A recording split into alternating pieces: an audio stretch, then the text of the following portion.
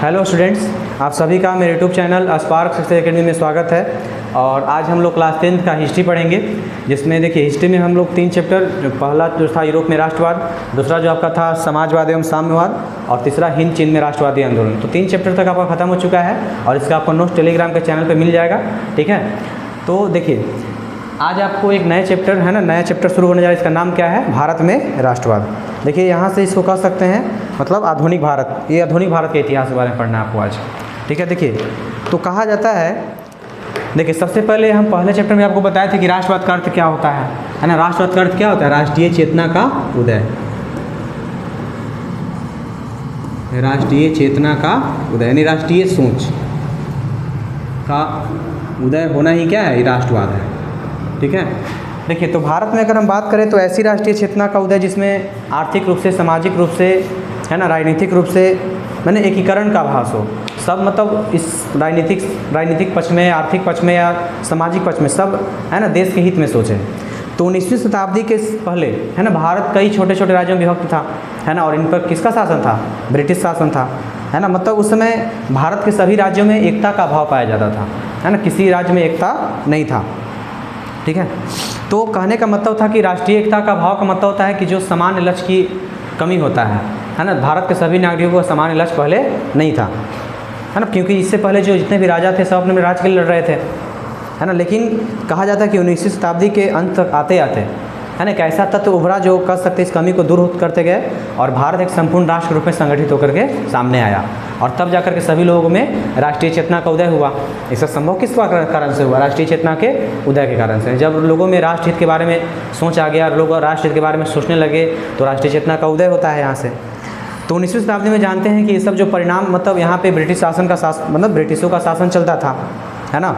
और वो ब्रिटिश शासन ने जो भी परिवर्तन किए, राजनीतिक क्षेत्र हो या सामाजिक क्षेत्र हो या आर्थिक क्षेत्र हो, है ना, वहाँ पे मतलब सभी वर्ग का शोषण होता था। माने जो भी वो परिवर्तन करते थे उसमें से भारतीयों का शोषण ही होता था, बल्कि उनका विकास नहीं होता था, है ना।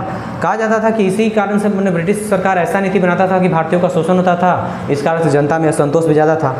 दूसरी तरफ अगर हम बात करें तो ब्रिटिश सरकार विकास का भी काम बहुत किए, शिक्षा के क्षेत्र में, डाक के क्षेत्र में, है ना, रेलवे के क्षेत्र में, छापा खाना, प्रशासनिक व्यवस्था के रूप में, है ना। लेकिन इसका विकास वे लोग प्रशासन चलाने की दृष्टि से किए थे, ना कि भारत के लोगों को विकसित करने के लिए। क्योंकि भारत के लोगों का तो हर तरह के शोषण ही होता था। भले रेल का विकास किए, डाक का विकास किए, तार सेवा का विकास किए, शिक्षा का विकास किए, ठीक है। तो देखिएगा यहाँ पे पढ़ना आपको है भारत में राष्ट्रवाद के उदय का कारण। राष्ट्रवाद के उदय का कारण, ठीक है। देखिए राष्ट्रवाद के उदय का जो कारण है सबसे पहले, है ना, मतलब सबसे पहला जो है आपका राजनीतिक कारण क्या है? इसमें सबसे पहला कारण क्या पढ़ना है आपको? राजनीतिक कारण। देखिए तो भारत में कहा जाता है कि राष्ट्रीय चेतना को जागृत करने में, लोगों में राष्ट्रीय चेतना लाने में, है ना, सभी किसी न किसी रूप से ब्रिटिश सरकार की नीतियों से संबंधित था। यानी कि ब्रिटिश सरकार जो भी नीति लाते थे उसे जनता का बताया था। ये शुरू में बोले अभी, यानी कि लोगों का शोषण ही होता था। जो भी नीति, जो भी विकास करते थे वो लोग, है ना। ब्रिटिश सरकार साम्राज्यवाद में भी मतलब विश्वास रखते थे वो लोग, है ना, और वो लोग साम्राज्यवाद की नीति के पोषक थे। इसी कारण से जब 1858 में जो महारानी विक्टोरिया थी, महारानी विक्टोरिया घोषणा की 1858 में कि, है ना, भारत के जो सभी राज्य हैं, जितना भी देसी राज्य था, देसी रियासत था, सब किसके अधीन आ गए? ब्रिटिश के अधीन आ जाए। मतलब कि अब जितना भी देसी रियासत था 1858, जब 1857 का जब विद्रोह खत्म हुआ तो जो इंग्लैंड की महारानी विक्टोरिया थी उन्होंने घोषणा की, है ना, कि भारत के सभी देसी रियासत अब किसके अधीन आ गए हैं? ब्रिटिश शासन के अधीन आ गए हैं। तो इस घटना ने मतलब समझिए कुछ हद तक तो भारतीयों में राष्ट्रवाद का मतलब राष्ट्रीय स्वरूप को जागृत किया, राष्ट्रीय चेतना का उदय किया, है ना। और इसके बाद भारत में राष्ट्रीयता का लहर आने लगा, जिसे कुछ चलने के लिए सरकार ने कई सारे नीति नियम लाने लगे थे। सरकार जब भारत के लोगों में जब राष्ट्रीय चेतना का उदय होने लगा तो सरकार इसे दबाने के लिए कई तरह के शोषणकारी नीति लाई। जिस सबसे पहला आपका है ना वर्नाक्यूलर प्रेस एक्ट। समझिएगा, इसमें एक एक्ट बना जिसका नाम था vernacular press act. Vernacular press act ये आया था 1878 में। कब बना था? 1878 में। और किसके? तो लॉर्ड लिटन। कौन लागू किए थे? 1878 ईस्वी में लॉर्ड लिटन ने। याद रखिएगा, आपको 8वां चैप्टर में ही पढ़ना है, एक जब प्रेस के बारे में पढ़िएगा तो, ठीक है। तो वर्नाक्युलर प्रेस एक्ट आया 1878 में, जिसके तहत क्या था कि सभी माने इसके तहत प्रेस यानी मीडिया को लेकर के मतलब एक्ट लाया गया, यानी कि जो भी अंग्रेज सरकार के द्वारा कही गई बातों को छापते थे, जो उनकी भाषा बोलते थे, उन पर प्रतिबंध नहीं लगाएगा, लेकिन जो भारत के हित में छापते थे, है ना, मतलब वैसा लेख छापते जिससे भारत के लोगों में राष्ट्रीय चेतना का उदय हो जाए, उन लोगों पे प्रतिबंध लगा दिया गया। फिर एक आया 1879 ईस्वी में, है ना, एक आया था आर्म्स एक्ट, आर्म्स एक्ट। ये आया क्या, कब आया था, 1879 ईस्वी में। कब आया, 79 ईस्वी में। इसमें क्या हुआ कि इस एक्ट के तहत, है ना, आर्म्स एक्ट के तहत 1879 का जो आर्म्स एक्ट आया, इस एक्ट के तहत कोई भी भारतीय, है ना, अस्त्र शस्त्र नहीं रख सकता है।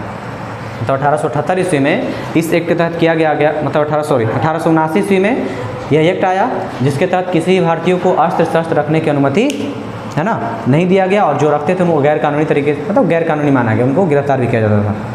फिर एक आया आपका इल्बर्ट बिल। क्या आता है, इल्बर्ट बिल आता है। ये आता है आपका 1800, ठीक है, 83 में आता है। ये सब याद रखिएगा, एक दो पूछेगा इसमें से। 1883 ईस्वी में इल्बर्ट कब बिल कब आया, 1883 ईस्वी में आ गया, ठीक है। कहा जाता है कि इसका उद्देश्य क्या था कि भारत और यूरोपीय व्यक्तियों को फौजदारी मुकदमों की सुनवाई समान न्यायालय में करना था, है ना, और उस विशेषाधिकार को समाप्त करना चाहिए यूरोप निवासियों को अभी तक प्राप्त था, है ना। ये कहने का मतलब था कि देखिए इस बिल के आने से पहले, 1883 में आने से पहले, मैंने ब्रिटिश काल यानी जो यूरोप के जो लोग रहते थे, उनका कोई मामला होता था, उन्हें विशेष अधिकार प्राप्त था, उनका, है ना, उनका केस यूरोपीय जज ही सुनेंगे। लेकिन जब इल्बर्ट बिल आया, है ना, तो इससे क्या किया गया कि भारतीय और यूरोपीय व्यक्तियों को कोई भी मतलब कोई भी उनके ऊपर जो केस चल रहा है उनका सुनवाई एक ही जज करेंगे, ठीक है। और कहने का मतलब, लेकिन जब यूरोपीय लोग को जब इस बिल के बारे में पता चला, इस कानून के बारे में पता चला, तो चूँकि यूरोपीय जनता विरोध करना शुरू कर दिए, और यूरोप सरकार भी किसका है, यूरोप का ही है, ब्रिटेन, है ना। तो बाद में यूरोपीय मतलब जो ब्रिटिश सरकार थी इस बिल को वापस ले लेती है, इस नियम को हटा देती है, ठीक है। तब तक एक एक्ट और आया, कलकत्ता कॉरपोरेशन एक्ट। ये बिल समझ गए। इसके तहत क्या था कि यूरोपीय और भारतीय लोगों के मामलों की सुनवाई एक ही न्यायालय में करना था, एक ही जज करेंगे, लेकिन यूरोप के लोग क्या थे, मतलब विरोध कर दिए, यूरोपीय जनता विरोध के कारण सरकार को ये नियम वापस लेना पड़ा था। फिर एक आया कलकत्ता कॉरपोरेशन एक्ट, कलकत्ता, है ना, कॉरपोरेशन एक्ट। ये आपका आ गया 1899 ईस्वी में। ये लाए थे लॉर्ड कर्जन। कौन लाए थे, लॉर्ड कर्जन ने, ठीक है। तो इस एक्ट के तहत करना क्या था कि मतलब जिससे नगर पालिका में निवासित सदस्यों की संख्या में कमी और गैर निवासित संख्या में वृद्धि करना था। इसके बाद 1900 मतलब कहने का मतलब इसी तरीके से धीरे धीरे समय बढ़ते गया, है ना। और लास्ट में एक और होता है, बंगाल का विभाजन अधिनियम आ जाता है, बंगाल का विभाजन। तो बंगाल का विभाजन कब हुआ था, है ना, 1905 ईस्वी में बंगाल का विभाजन हुआ। किसके शासनकाल में, कौन थे उस समय, तो लॉर्ड कर्जन थे, गवर्नर जनरल थे सब, है ना, लॉर्ड कर्जन। मतलब बंगाल विभाजन कब और किसने किया, तो लॉर्ड कर्जन 1905 ईस्वी में। सबसे पहले देखिए वर्नाक्युलर आया, है ना, तो इसके तहत मीडिया प्रतिबंध लगाया गया। आर्म्स एक्ट आ गया दूसरे में, जिसके तहत किसी भारतीय को अस्त्र शस्त्र रखना गैर कानूनी माना गया। फिर आया इल्बर्ट बिल, यूरोपीय व्यक्ति और क्या कहते हैं उसको, है ना, मैंने भारतीय व्यक्ति के मामलों का सुनवाई एक ही कोर्ट में होगा, जिसके कारण से क्या हुआ, मतलब जो विशेषाधिकार था यूरोपीय लोगों का खत्म हो गया, और इस कारण से यूरोपीय जनता क्या कि विरोध करना शुरू करते हैं, और सरकार को यह नियम वापस लेना पड़ता है। फिर आ गया आपका कलकत्ता कॉरपोरेशन एक्ट 1899 में। इसको कौन लाए थे, लॉर्ड कर्जन। इसमें नगर पालिका में निर्वाचित सदस्यों की संख्या में कमी करना था, यानी जो जनता के द्वारा चुन के आ रहा है, जो सभी क्षेत्रों चुन के आते थे, है ना, लेकिन जो गैर निर्वाचित थे सरकार उसको बढ़ा रही थी। फिर आपका हुआ बंगाल विभाजन। कब हुआ था बंगाल विभाजन, 1905 में लॉर्ड कर्जन के द्वारा किया गया। तो बंगाल में काफ़ी ज़्यादा सांप्रदायिकता के आधार पे बहुत ज़्यादा दंगा प्रसाद हुआ उस समय, और काफ़ी ज़्यादा लोगों में मतलब अंग्रेज सरकार के विरोध में रोष फैलने लगा, सबके मन में मतलब, है ना, अंग्रेज सरकार के प्रति विरोध का भावना आ गया, और इसी कारण से 1911 ईस्वी में, है ना, कहा जाता है कि इसे रद्द कर दिया गया, है ना। बंगाल विभाजन वापस कब लिया गया, बंगाल विभाजन, है ना, वापस कब हुआ, तो 1911 में।